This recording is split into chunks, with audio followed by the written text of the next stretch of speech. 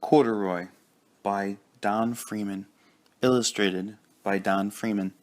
Read by Ben Hobbs. Corduroy is a bear who once lived in the toy department of a big store. Day after day, he waited with all the other animals and dolls for somebody to come along and take him home. The store was always filled with shoppers buying all sorts of things, but no one ever seemed to want a small bear in green overalls. Then, one morning, a little girl stopped and looked straight into Corduroy's bright eyes. "Oh, Mommy," she said, "look, there's the very bear I've always wanted." "Not today, dear," her mother sighed. "I've spent too much already.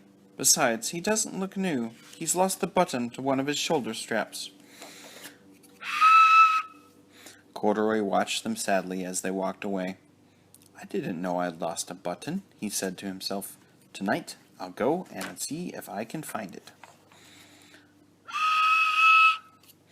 Late that evening, when all the shoppers had gone and the doors were shut and locked, Corduroy climbed carefully down from his shelf and began searching everywhere on the floor for his lost button.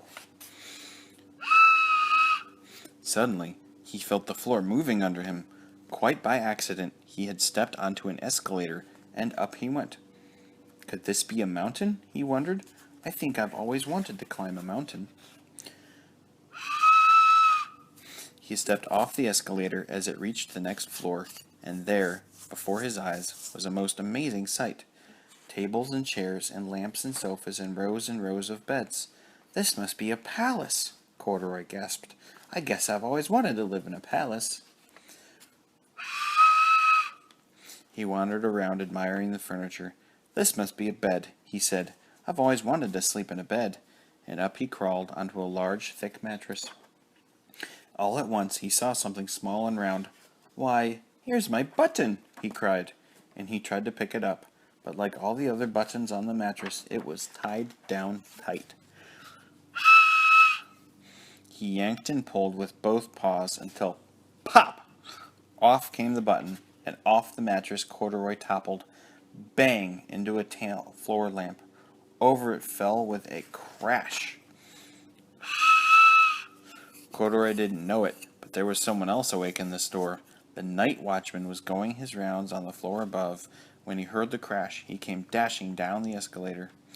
"Now who in the world did that?" he exclaimed. "Somebody must be hiding around here." He flashed his light under and over sofas and beds until he came to the biggest bed of all, and there he saw two fuzzy brown ears sticking up from under the cover. "Hello," he said. "How did you get upstairs?" The watchman tucked Corduroy under his arm and carried him down the escalator and set him on the shelf in the toy department with the other animals and dolls. Corduroy was just waking up when the first customers came into the store that morning, and there, looking at him with a wide, warm smile, was the same little girl he'd seen only the day before. "I'm Lisa," she said, "and you're going to be my very own bear. Last night I counted what I saved in my piggy bank, and my mother said I could bring you home." "Shall I put him in a box for you?" the saleslady asked. "Oh, no, thank you," Lisa answered, and she carried Corduroy home in her arms. She ran all the way up 4 flights of stairs, into her family's apartment, and straight to her own room. Corduroy blinked. There was a chair and a chest of drawers, and alongside a girl-sized bed stood a little bed just the right size for him. The room was small, nothing like that enormous palace in the department store. "This must be a home," he said. "I know I've always wanted a home." Lisa sat down with Corduroy on her lap and began to sew a button on his overalls. "I like you the way you are," she said, "but you'll be more comfortable with your shoulder strap fastened." "You must be a friend," said Corduroy. "I have always wanted a friend." "Me too," said Lisa, and gave him a big hug.